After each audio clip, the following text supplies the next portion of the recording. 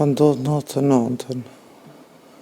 Kemi qenë ato si refugjat, edhe na kanë dalë, na kanë fut dikun 30 vete kemi qenë, na ka fut një shtëpi, na kanë majtë 3 ditë, edhe mas ato janë silë mënyrën më të keqe, mund të them.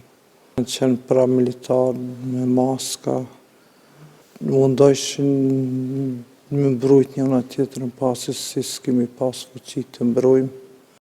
Pas 16 vjetësh, kjo zonjë po e shpalos për herë të parë historinë e saj të dhimbshme për dhunimin që ju bë gjatë luftës nga forcat paramilitare serbe. Nga frika se mund t'ja kthejnë shpinën, sot e kësaj dite, tragjedinë e saj nuk u arrëfeu as familjarëve. Mirë se nuk e din bashkëshorti. Nuk kemi na fuqi as smujmi mi tregu të vërtetën që ka ndodhur, se mendojmë që na largojmë nga shtëpia si shumë tjera gra që janë të larguar. Rrëfimi është shumë i tmerrshëm, ma vështirë nuk ka se për një femën, mi ndodh një dhunim, ma mirë është vdekja, se sa një jetë e tërprume të jetën, një jetë e pafuqishme, një jetë e pavlera në familjen e vetë, në shoqëri, e çdo kënd tjetër.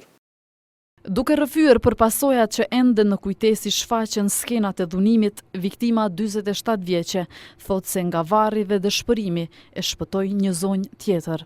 Na ka ndihmuar shumë KRTC-ja, zonja Feride Rushiti, ku e falenderoj për zemra e jashtë, mu themi nana Kosovës, nana jonë që na ka përkrah, mu them që na ka zgju nga varri.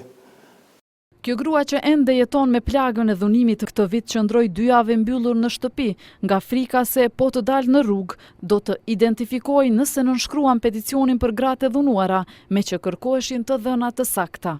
Neve na ka dëmtuar shumë kjo.